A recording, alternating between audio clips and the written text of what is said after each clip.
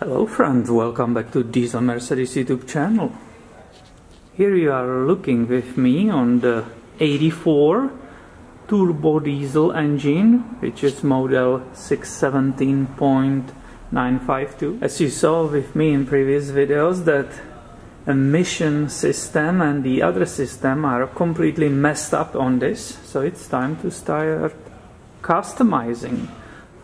One of the things we discovered together is that the pressure hose from the intake manifold is just sitting here like that because it got disconnected from the engine overload pressure electric valve, which is right here. So I will start in this video with removal of this valve, which is not connected anyway, and I'm not sure even if it works. And what's happening right now, is when the turbo works, the pressure is not reaching the ALDA, the enrichment, right? So I'm just normally stepping on the throttle, but there is not that additional enrichment which is related to the pressure created by the turbo. That valve, it's really hiding here behind the brake booster, and I can see it's held in with two screws, and it's a Phillips screwdriver. I don't want to lose that screw falling somewhere in the engine, so I brought my magnet. There's really, as I said, it's hard to get to it down there, and that will be the first one. Alright, hopefully I can remove it and go ahead with the second one. Here you go. Now this valve is supposed to get electric information from this pressure valve, which is right here, right? And that will be basically communicating with the valve and opening or shutting the access of the boost to the ALDA. Once again, this whole system, it's really messed up. It's completely disconnected. I don't know if these electrical parts even work.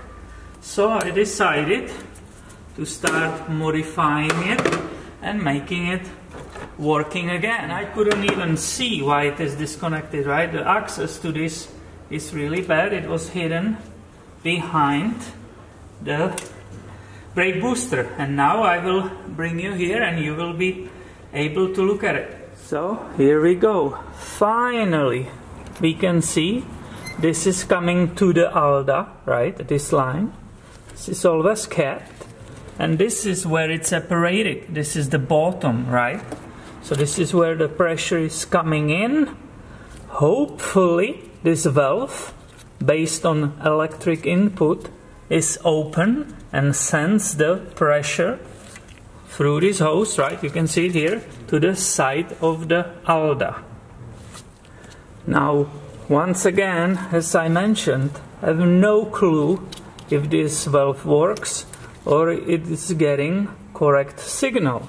So I will just hook these two hoses together because I actually wanna get the pressure from the intake manifold to the ALDA, and I wanna have that enrichment which is supposed to be there. And in the future, when I will have it available, I will basically put the T on it or whatever, and I will have a gauge inside of the car monitoring that pressure which is created by that turbocharger. When somebody might say right now, well, don't remove it because you might damage, you might destroy your engine, right? That valve was there, put by the design for a reason, and what are you doing is reckless.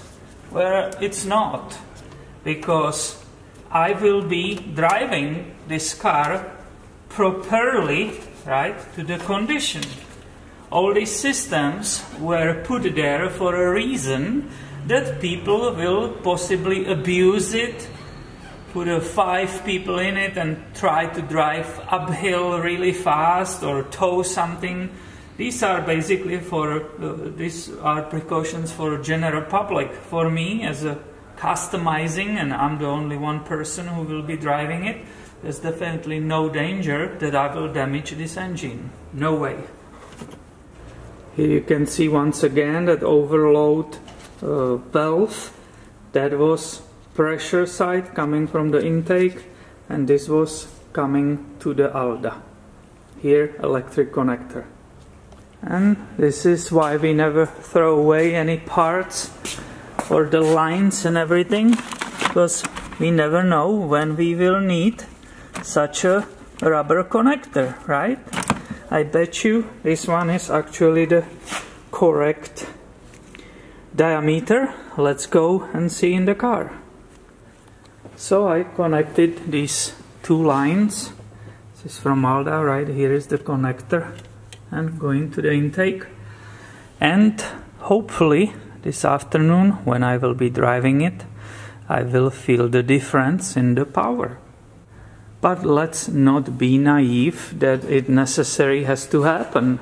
For example, I'm pretty sure you are aware that these lines right here, right, they are famous for being plugged by the gunk which is supplied by EGR in that intake manifold. So that was one of the things which will be recommended if there was not that additional power. That will be one of the places to go and check if it's not clogged by that gunk. And I'm gladly sharing with you all the stuff which I learned in past when I owned many and many of these 123s and 126s. I hope you find this video helpful, and make sure you are subscribed, because I have way more coming your way soon. Thank you for watching today, and have a wonderful day.